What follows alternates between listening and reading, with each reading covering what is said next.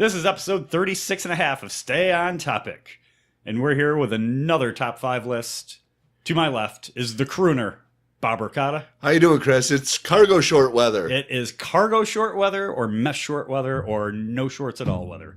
I like where this is going already. Yeah. We also have the storyteller, James Post. How you doing? Who's not wearing shorts? No, but we did interrupt his E3 press conferences to record this episode. So big ups for James. Thanks for doing that. Okay. And I'm just kind of the session guy, Chris Gill. You can find Ricotta on Twitter. At Bob Ricotta. James. At PostJam9. And I'm at Giltastrophe. Just going to buzz through the news real quick. We have met the enemy, and the enemy is Canada. Somehow. All this time, they have been the demon lurking in our nightmares. Well, they burned down the White House. How could we forgive an affront like that? That just sticks in a nation's craw for years. So yeah, relations with probably our most trusted ally ever. Yeah. I heard on NPR they were talking to a former U.S. trade representative, and I'm sorry I don't remember the guy's name, but he basically said, you know, the global trading system has basically been the construction of the United States, and it was set up to our benefit.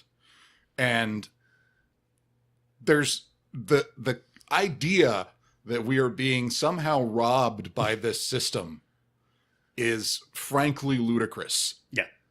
But that's when you put simple people in positions of power. It's that whole mindset of, well, this can't possibly be our fault that all this is happening. And again, what's all this? Yeah, I'm not clear. I mean, a lot of talk about trade deficits from people who clearly don't understand what a trade deficit is or what its impact is. They're actually not always bad. You know, if we had a positive balance of trade with every country that we traded with, we would think that was great, but they would be in a position to say it was awful. I mean, you can't have an exactly equal balance of trade with every nation you trade with. Right. It's not going to happen. Yeah. So that was a thing. And this is recorded before the one-on-one meeting between Donald Trump and Kim Jong-un and the translators. So I read an article, I believe it was on 538, about how the whole Canada thing was a setup for the North Korea meeting. Trump thinks he looks powerful by pushing Canada around. Wow. And I mean, it's ludicrous, but can you see Donald Trump thinking that? This is a power position that he's picking a fight with one of his closest allies. Art of the deal, Bob. Art of the deal. The thing that I will be interested to see is whether in the end, the Iran agreement that he broke. Iran? Iran? I've never known how to pronounce that. I wonder if that comes back to bite him in the ass. Because how can you trust this man to stick to an agreement? No. Well, I mean, the porn stars have been getting paid off. Okay. So he's trustworthy in that regard. Okay. But this is something I'm loath to do, and I don't know if I've done it much in the last 18 months. But I will give President Trump a little bit of credit because I think that his posturing and his strong arm tactics made this summit happen. But he cannot use the same tactics in the summit that he did to get the summit to happen. Does he know this? I don't know. I don't know. That's the most critical point. Also, the Supreme Court is... Man, they're making some decisions that I don't know that we come back from. First of all, they ruled that was it North Carolina baker? Yeah. He didn't have to make a cake for people he didn't want to make cakes for. Yes. That just happened to be a gay couple. Yes. And so that was met with some controversy. Yeah. And that was considered to be a narrow ruling because it only applies to people who are creating something artistic that is in honor of something that they don't agree with. But that opens up a lot of questions about what constitutes artistic work. That I think are only going to bring more cases. Yes. Also, they empowered the state of Ohio, and by doing so, all the other states, the right to purge voter rolls for voters who have not voted enough. Yeah. That one's really fucking chilling. Yes. That we could feel the effects of that one. Now, can't we appeal that to the Justice League or some? And it's that one's incredibly frustrating because the people who don't vote for a reason. And they're the people who've been shut out of the system. And now we're making it even harder for them. Yes, and they mostly come from the left. Yeah. They're at least demographically aligned with the left. They're more tend to be prone blacks, to vote Latinos, left. poor. Also, we now live in a world without net neutrality. Well, a country without net neutrality. That expired today. Yeah. So buckle up. We'll see where that goes.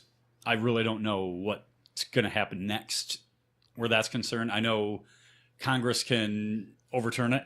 Yes. I don't know that this Congress will. No, but it's possible. There's been some mouthings. Yeah, I don't know that they're enough. Yeah. So that's just a wait and see what happens.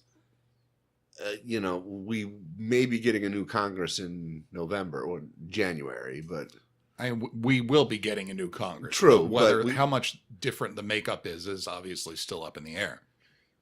And in the generic polls, the Democrats have ticked upward a little bit, so that's interesting. Since when? Since last week. Okay. I was going to say, because in the last year they've lost about 10 points. Yes, in the they generic have, polls. but it's ticked up like 1.5%. Yeah. So, is it a blip? Is it a trend? We'll see. But they still have a healthy 7 or 8 point lead in the generic poll. Something like that. I obviously depends on whose poll you look at. Oh, James, you crack us up. Yeah. Speaking of large polls. Oh, nice. Shouldn't we be getting to our topic? We do. We had a poll. Our topic this week is top 5 rock ballads. This too caused controversy. I don't know why, but the case we made was Bohemian Rhapsody. Is that a rock ballad? What do you guys think? It technically is. I think it falls into the same sort of problematic category that Stairway does. And Freebird. In that it's a multi-movement song. Right. Obviously the first 3-4 minutes of Stairway to Heaven seem like a ballad, but I guess, definition of ballad, definition of rock. These are all things that are open to interpretation. And really, isn't every song at the end of the day a ballad? No. No, it's not. Why?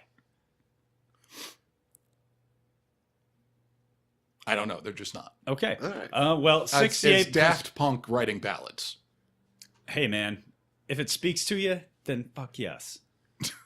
68% of our Twitter followers believe it is indeed a ballad. So okay. I would think that they would probably agree that Stairway and, well, we know by our feedback, Freebird is definitely a ballad. Yeah. That was one of the most mentioned. Yeah. And rightfully so. I mean, it's a good song, and it's certainly it's earned its place on the canon of rock and roll. Yeah, for sure. So let's just get right to internet feedback that we got for this topic. Justin Ruxin, or as he goes by on Twitter, Hulk Hogan's Postomania. He had 2 of the big ones. These came up so much, we're just going to mention them once because they're on everybody's goddamn list. Silent Lucidity by Queensryche. Probably Queensryche's biggest song. Yeah. For good reason. It's a gorgeous song. Yes. And Freebird. Yeah. Everybody loves the Freebird. He also had Everlong, Black by Pearl Jam, and Island in the Sun by Weezer. And I think Everlong is a great argument that a love song does not necessarily make a ballad. And I would not call the Weezer song a ballad. Yeah. Well, again, it's like We're playing with a flexible definition. It's just interesting what some people consider a ballad. I've left songs off my list that I loved that I either considered them not rock or not ballads. Yeah, me too. Another one that came up a lot, November Rain. Sure. Yep. Patience. I saw a few times. So, okay, quick digression. Is Guns N' Roses a hair band? Oh boy, they walk between two worlds. Yes, they're kind of a crossover. Yep. Okay, all right, I completely agree. They're either the best hair band ever or something else. Oh, they were something totally. They even tried giving them the look when they first broke, and it just didn't. The look could not stick because they were just a force of nature.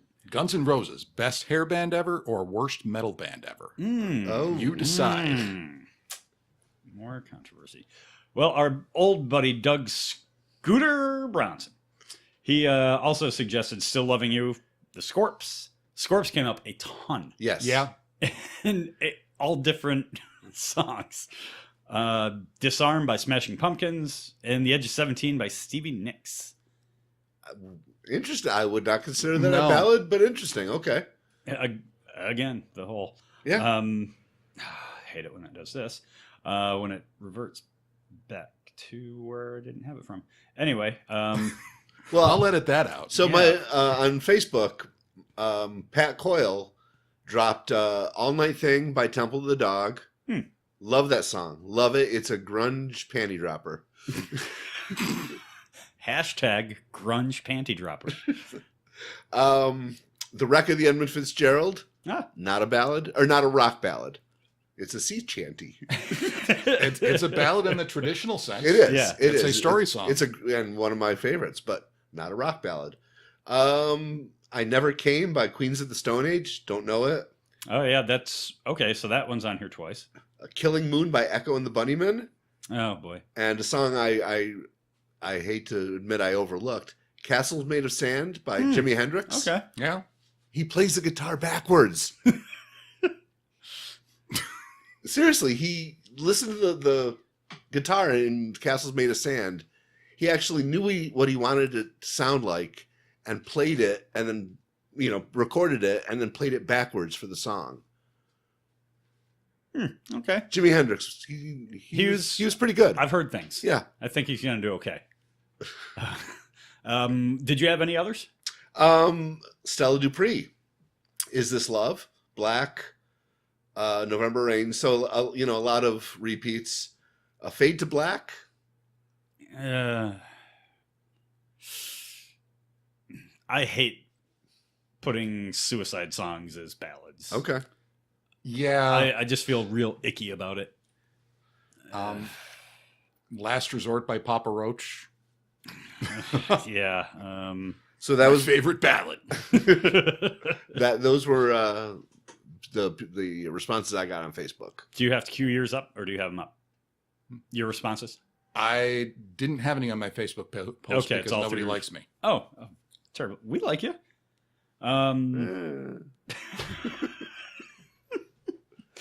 Peter Scott suggested Bryan Adams' Heaven. Peter Scott is a big fan of Canadian artists. Arthur Gill suggested Cinderella's Heartbreak Station. Of all the Cinderella songs, I was like, wow, he dug deep for that one. Let's see. A big debate about whether or not the Scorpions suck in between. Our buddy... Spoiler, yes, they do. Michael Schenker is one of the best guitarists of all time. Matt Woodsky chose Home Sweet Home by Motley Crue. Which, to me, that was like the first of the modern power ballads. Yeah. We'll talk. Yes. We're going to get to maybe the very genesis of that.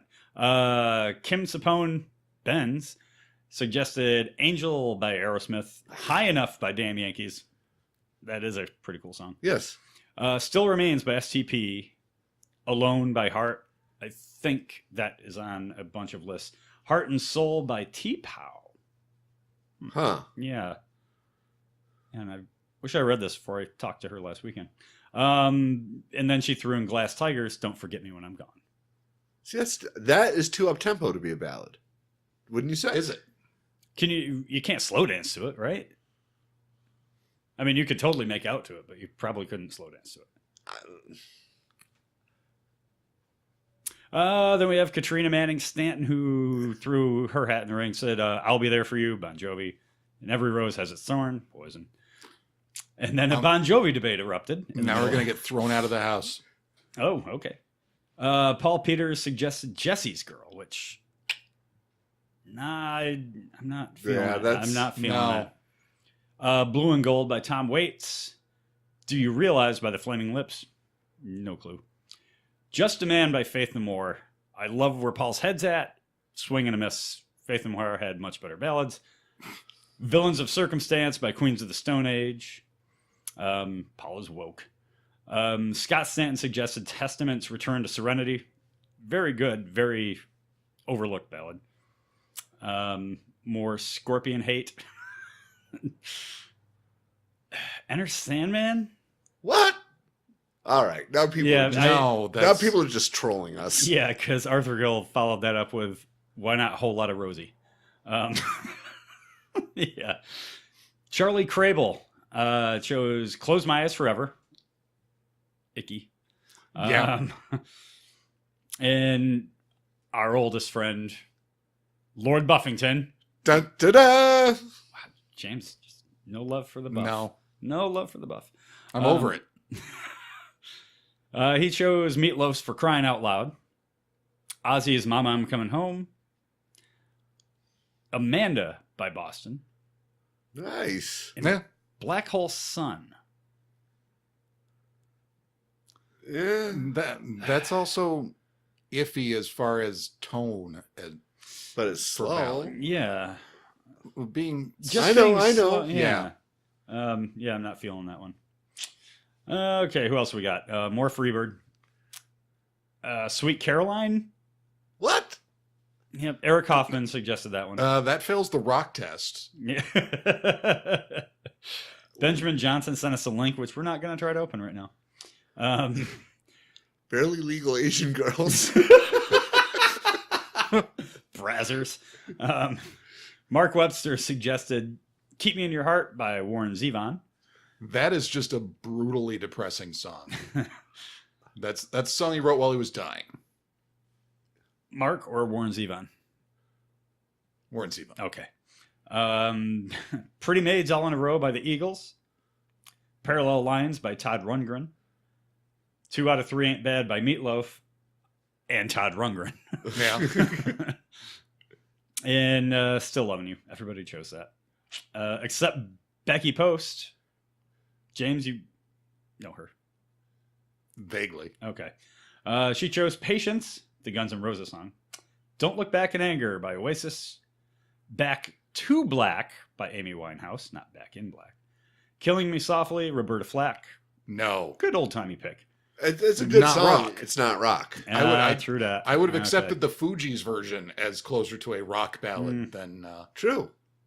Me and Mrs. Jones by Billy Paul. Love that song. That's a great song by a guy who never recorded a rock tune in his life. Correct. Whoa. Oh, okay. But it is a great song. And then we had 2 other submissions. These trend a bit younger, so some of them I never even heard. Tom Passmore chose Yellow by Coldplay. Rock? Yeah. Yeah. Okay. No, I think that's fair. Life After You by Daughtry. Daughtry? Don't know it. Okay. I think he was on American Idol. Let Her Go. I Don't Want to Miss a Thing, Aerosmith. Drops of Jupiter by Train. That's it fits the definition. Yes. God. Yes. God, Tom. And poor Tom. is it Steve Borgna or Borgna? Borgna. Borgna These are both people, by the way, who wrote lists because I told them to, and they technically report to me. He chose Faithfully by Journey. Poor fella. I Won't Hold You Back Now by Toto. I thought that was a good pick. Yeah, I'm really surprised by that pick. I Remember You by Skid Row. And Love Bites by Def Leppard. That's how it's spelled. All right, so we got the inferior lists out of the way. The inferior lists are out of the way. Now let's on get to to the real, main real course. shit. My list really sucks. I will preface. Way to sell it, kid. Wow.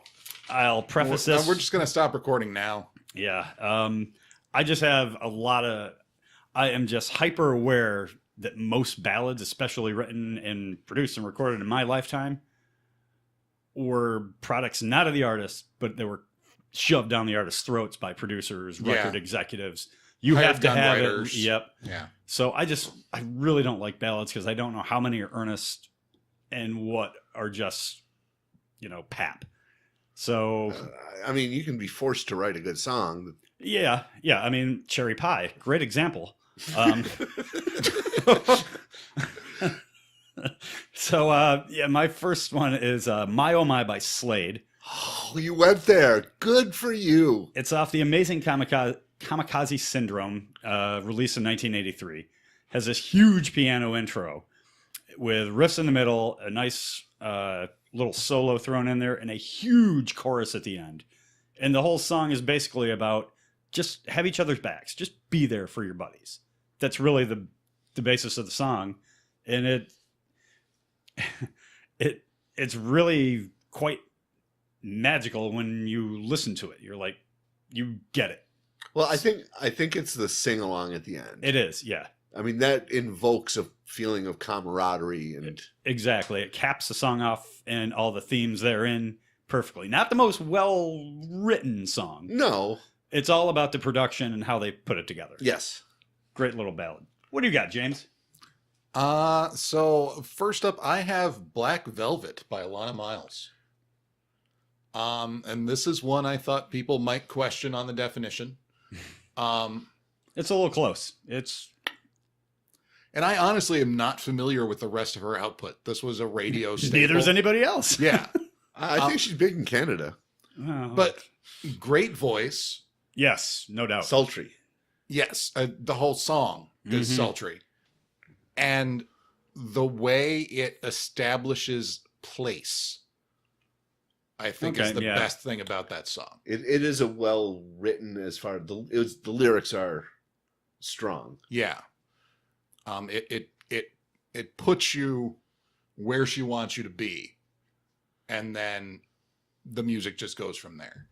Yeah, that was one of those songs that, because I was a little asshole metalhead in high school when that song dropped. It was one of the ones you were always ashamed to admit that you liked. Yeah. But if you're home by yourself and it comes on, you enjoy the fuck out of it. Yeah. What do you got, Bob? Well, I'll preface this pick by saying I hate Aerosmith. Everyone hates Aerosmith. I find them... I hate post-pump Aerosmith. Yeah. They are middling musicians and one-trick ponies as far as, single entendres and dick metaphors. That's their career, basically. They are a poor man's Rolling Stone. I feel like I don't quite get where you're coming from. How do you feel about Aerosmith? I don't care for them. Okay. They're not my cup of tea. But they hit it out of the park with Dream On. That is a big song. Doesn't even sound like an Aerosmith song. Or really like a ballad. No, that definitely fits the bill. If you say so. No? I mean, you're going to make yourself the arbiter, so. It's big and majestic and gorgeous. Yeah. It was off their debut album, 1973. They just got it right, and Steven Tyler said that this was the first song that he actually used his real singing voice. He thought he didn't like his voice, so he dropped it down and sang in a lower register for most of the other album's songs. But this one, he was really himself, and that scream at the end, I get goosebumps. Even by somebody who you hate. Exactly. My next one, we might hear from these guys again. I don't know. When You Close Your Eyes by Night Ranger off their Midnight Madness album released in '83. When it came out and you heard it, we were young fellas. Didn't quite get it. But man, the more you age, the more that song makes sense. And I think that's a great pick because, to take a deep cut from Night Ranger, not to go for the obvious. I think shows a level of taste and a level of fandom. Yeah. I mean, it's not a radio hit. It makes me really respect you more. Wow, that means a lot, man. You got me right here. That's like an Arrested Development joke that'll make sense in half hour. It's really, the older you get, it becomes a chilling yarn about somebody who is desperate to reconnect with a lost love. And it took years for me to really understand that song and understand why it worked. And those are the best songs that mean something different to you when you're at different points in your life, or that take that life experience to sort of fill in your own gaps for it. And some pretty exquisite guitar work on this one. Yeah. For a ballad, like, oh God, I can't remember his fucking name, but he actually was Randy Rhoads' successor with Ozzy. But really good guitar work in that. That's my number 4. James, what is yours? So I have Love Hurts by Nazareth. A classic. Absolute It is a classic. And here's what I like the most about it. There's 2 things I like the most. One of which I might have to insert a cut here so people know what I'm talking about. There's a bit in the bridge of the song where they use the suspension to really hammer home the key change in the bridge to build anticipation. Thank you. But no, the other thing I really like about this song is it's a song where using that kind of voice serves the song. Right. It's sort of the opposite of like a Don't Cry or it's where it feels like a square peg in a round hole putting the metal voice into a ballad. This one is one where that actually works in the song's favor. I believe that the guy who sings that is utterly fucking crestfallen just by the way he's singing it. Yeah. You really feel his pain in that. Well, and you don't get that in too many rock ballads. And that 3 packs a day voice, just the haggardness of it, it just works. It's almost country-esque. A little bit. In the way it's presented to you and everything. It reminds me much more of a country song than a radio rock song. Yeah. What do you got, Bob? Well, I'm calling an audible. Oh. I'm bumping me and Bobby McGee from the list. Good. And going with Thunder Road by Bruce Springsteen. Huh. Yeah, it's just, I love the imagery because in most love songs or ballads, the guy talks about, let me take you higher. I'm going to take you to heaven. This guy is like, you ain't a beauty, but hey, you're all right. Yeah. He really, throughout the whole song, he sets up the real versus the ideal. And he's saying, I'm not offering you the ideal, but I can give you something real. And I think that's just beautiful. Especially the live version where he really slows it down and it becomes a true ballad instead of a mid-tempo kind of ballad. Just the juxtaposition of the typical love song and promising things you can't really deliver versus, we're 2 people who've had some hard times, but maybe we can find something real in this whole situation. It is just, no one else could write that song and perform it the way Springsteen. It's a great song, and I think I've mentioned this before. Bob, you really need to check out on YouTube Todd in the Shadows top 10 songs about mediocre love stories. It's just right down that alley. Okay. Okay, let's see, this will be my number 3. I've talked about this band to you guys. I talk about this band on this podcast. Best kept secret in rock. Death Angel, a song called Solace from Killing Season, released in 2008. This is a heartbreaker about the effects of war, not on the soldier, but everybody else in his life, through his or her, in their lives, through PTSD or just the culture of war and what kind of toll it can take on a family, especially if you're talking about a family that's had multiple generations of soldiers either not come back or come back really screwed up because of what they had to do and see and experience. It's an absolutely crushing song. Like, it makes you feel horrible, but it has a point.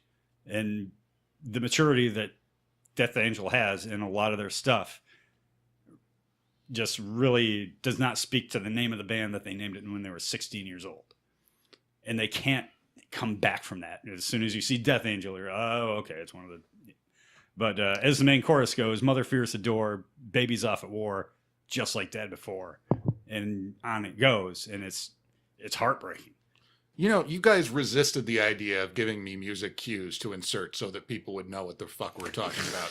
This is the kind of situation where it would have been helpful. Oh, we'll fix Editing. it. We'll fix it in post. We'll fix it in post. Speaking of posts, James, what's your number 3? My number 3 is one you actually already spoiled. Oh, okay. Alone by Heart. Oh, that was on your list too? Yeah. Okay. I was too fixated on the one that you cut, but go on. So this is a song, and in a way, having two women perform this pretty straightforward love song might not have worked if the Wilsons had not established real rock cred before this song came out. And obviously, you know, the rock and the guitars that kicks in later. Right. But no, I think it works because it's them. It works because Anne is the vocalist, yes? Yeah. Yeah, because of her voice. Yeah. No, it's amazing. She's got one of the best voices I've ever heard. Yeah, and she takes that song to another level. In the voice box of a lesser vocalist, I don't think this song works. No, it could have been ugly. Yeah. With a Belinda Carlisle. Yeah. Oh my God. Now I can't stop thinking about what that would sound like. So it really relied on Anne's box. Really? But Anne always kind of took a backseat to Nancy's playing. Yeah. I mean, Nancy wrote fucking Barracuda. Yeah. That's going to trump whatever Anne's up there singing about. But this is the one where Anne kind of came to the forefront and said, let me show you what I can do. And she killed it. Just knocked it out of the park. What about you, Bob? Or do you want to expound on the Wilsons more? No, I don't. Because I can all day. No, I think that's well covered. In another multiverse, I'd probably married one of them. But go on, Bob. This is a fairly obvious choice. Purple Rain. Yeah. I mean, just from the opening guitar riff right up till the violins at the end, it's just, I don't know if it's a ballad or an epic because, yeah, I mean, he packs a little bit of everything into that song. There's some gospel elements, and his voice is its own instrument. Oh yeah. But I think this is the argument for why I don't feel like a Stairway or a Bohemian Rhapsody is a ballad, because this is a song that does have multiple sections that sound different, and yet it still keeps the tone because throughout. Prince is a brilliant musician. Exactly. But no, there's no feeling that like, well, now we're going to change it up. It's not that kind of song. Right. A little rock trivia. This song, Prince once offered this song to Stevie Nicks. Oh, Oh man! And he wanted to do a duet with her, but it was a country tinged version of this song. And she saw it and she was like, "No, this is too overwhelming. This is too much song for me." So Wow, I want to hear that. Oh God, I would. Yeah, I don't care how country tinged it is. yeah. Yeah, right. Yeah, that's probably Prince's finest ballad. Yeah. I mean, Yeah. they're soft and wet, but that's more of a mid tempo. Yeah. And it's not about, well, yeah, it's Prince. My number 2, and these really don't have an order No. for me. I don't know how you guys are. No, not really. Well, we do have one on the entire list that absolutely has a ranking. But anyway, my pentultimate pick is Safe Home from Anthrax off the We've Come For You All album released in 2003. This is just a real earnest ballad about finding your anchor in life, whether it's a person, a place, or a thing. And it's just really well done. You don't go for the straight love song ballad, do you? I'm not a sap at all. I'm just not a sappy person. That's people may have noticed from my picks on other lists before. I am a giant sap. So Yeah, it doesn't, half of it's just cynicism that I know these were just cranked out to sell a single. And so I go into every love song with that and firmly in the back of my head, but I'm just not too sappy. I prefer ballads to say something a little more than I love you a lot, or I'm sorry you're dead, which seems to be what most ballads do. This one is really, it's left open to interpretation what the singer is singing about. Is he talking about a person? Is he talking about a house? Is he talking about, a cherished possession? You don't know, and it's done on purpose. And it's just a really beautiful song by Anthrax, of all people. And the video starred Keanu Reeves. yeah. Really? So check that one out. It's really worth a listen. What do you got, James? I have Total Eclipse of the Heart Of course Nice. you do. by Bonnie Tyler because I'm a huge sap. Not that this is really a straightforward love song. No. It's more complex than that. Was this a Todd Rundgren production? I It don't sure remember. as hell sounds like one. Yeah. Well, and in a way, it kind of fits in with Heart as far as it wouldn't have worked with any other voice. Yeah. Yeah, no doubt. No, No, I'm saying no doubt could have pulled it off. I would have checked it out. But no, and that's again one of those songs that really kind of feels like an epic. But not a lot of big tonal shifts. It's pretty much straightforward what it is. And it's the sort of vocal acrobatics that sell it. Oh, that and kind of the arrangement behind those acrobatics Yeah. that just heighten the experience. It's like one of those perfectly produced songs. Yeah, it's a great production, and it's not over. It's not like modern production where they just jack everything up to where it's all peaking at the same time. Right. And they let Bonnie Tyler have the spotlight. Yeah, Just gave her that little boost behind her just to lift everything. Really well done. And a hoot to sing in karaoke. yeah. Oh, it's a sing along song. If you have the hair to try that, But you play it in a bar and everyone will sing as much of it as they know. yeah. It's one of those exactly. communal experience kind of songs. And also a confusing and possibly horrifying video. Yeah, really fucked up video. Yeah. Have you seen? There's something on YouTube called literal videos. Yeah, that was the first one of those I ever saw. That was probably the best one. Yes. Yeah. It was kind of like the Watership Down of music videos. Like, this is terrifying. What is this? I imagine that it was watching that video that they came up with the idea of literal videos. When you've got somebody turning around when the song says turn around, that's just going to come into your head. Bob, what is your pentultimate pick? Well, and I don't know if this is a great song because of its musical value or if it's because of when I heard it and what I was going through in my life. But I really, really, really like "Taken on the Run" by REO Speedwagon. Nice. few bands can write ballads the way REO can and really blur the line between sappy ballad and rockin' song. Yes. Yeah. I think Kevin Cronin's voice fits well with the theme of possible infidelity. And ironically enough, it's off the album High Infidelity. Not tuna fish, but you can't. You can tune a piano, but you can't tune a fish. Yeah. No, One of my favorite album titles of all time.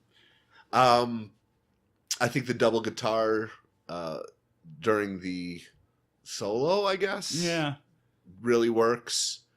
And you know, this came out in 1981. I was like 14, and I had a crush on a girl, and as we will do, you know, but she always went for the older guys. See, I always misjudge her age. You said, you know, you mentioned the song and you're talking about what was going on in your life. I figured it was like the breakup of your third marriage. That's 2023, I think. Okay. I've got that pencil in. So yes, take it on the run. The over-under is 2023. My last pick is probably... No, it definitely is. This is the most haunting ballad. On the list, it's Your Decision by Alice in Chains from the When Black Gives Way to Blue album, released in 2009. Jerry Cantrell, the author from top to bottom of this song, always said, no, this song is really about consequences of, you know, every decision you make. But you listen to it, that is about Lane Staley. That is Jerry Cantrell pissed at Lane Staley for overdosing on heroin. Yeah. But it is, and when you have that in context, it's just, it will send chills down your spine because you can hear the anger in the guitar, in the vocals, and he's pissed that his buddy left them. And I've never heard anything quite like it. And no one, maybe David Gilmour could probably play something close to this, but nobody plays that kind of haunting rhythm the way Cantrell does. But yeah, I don't know if you guys have ever heard, but it's been, I don't think I've heard it since like right after it came out. Yeah, it's pretty chilling. And I didn't make that connection at the time. So now I think I'm going to have to go back and listen again. Yeah, it will absolutely, and really listen to the lyrics, and you're like, how is this not about Staley? And it's funny because when you say that, all I can think of is the public service announcement, Rock, It's Your Decision, which is about the terrible impact that listening to rock without your parents' permission can have. This is also, by the way, off the first album without Staley. Like, it took Alice in Chains, 7-8 years to be in a room again after that? And that's what they came up with. So that's my last one. James, what do you got? So I have Behind Blue Eyes by The Who. Love it. It's just a great song. And it's, I think, a testament to how good a song it is that even after basically my whole life, I'm not quite sold on the bridge. And yet I still love this song. And I think it may just be me. But I would like to think other people have had this experience where they have wondered if they're actually the good guy in the story of their life, at least right now. Yeah, I've had those thoughts. For sure. And I'm 50-50. Yeah. And especially, and you get into particular situations and you start to wonder about things like that. And this is a song that really speaks to that. And it's just a great song and a great guitar riff, and and probably Daltrey's best performed song. Like, Daltrey is not a very gifted vocalist. No. But he sounds really damn good on this song. Yeah, and it manages to actually really convey that sort of haunted mood that it needs to. And I have to assume that was, a lot of stuff coming from the booth or from bandmates. Yeah. So I don't feel like he's got that emotional depth, like as a person. But Pete Townshend, on the other hand, who is the de facto producer of The Who. Yeah, he knows what it's like. to be the bad man. See, I always thought he was singing to be the Batman. Yeah, new meaning for that song now. No, I've always dug that song. Yeah. It took Rocksteady to tell us what it's like to be the Batman. Yes, and hopefully later in E3 they'll tell us what it's like to be a Superman. Yeah? Can't wait to get back and see what they're doing. Bob, All what is right. the final rock ballad? So if you're talking about putting musical drops in here, this would be where you put the opening piano riff. Okay. I'm talking, of course, about Sex Farm by Spinal Tap. No. I get it. No, I'm sticking with that. Okay. I'm talking about Sister Christian, the 1984 hit from Night Ranger. It just feels a little obvious. If it's, it's like saying the Hulk is the strongest person in the Marvel universe. It's So a little obvious. we're gonna hate him. This is the song. The ballad by which all others should be judged. It's just, and I think the reason it works so well is it speaks to something that we all have, whether we recognize it or not, and that is the fear of getting older, the loss of innocence. It plays on literal traditions like Nothing Gold Can Stay, Catcher in the Rye. It's that kind of song when he's talking about his kid sister growing up and, where's that 10-year-old kid that I used to play with? Why is she talking on the phone with boys now? What's going on here? And then, it's the loss of innocence through a brother's eyes, Yeah. which, having gone through that experience, really sucks. Yes. It's I can see how that would be particularly difficult for you. You brought it on the podcast. Okay. I think it speaks to something primal within us. It does. It's that protective instinct you have. Well, not only that, but like it speaks to our own mortality, because things around us are getting older and, people we love are getting older. We're getting older too. Yeah. So, Especially you.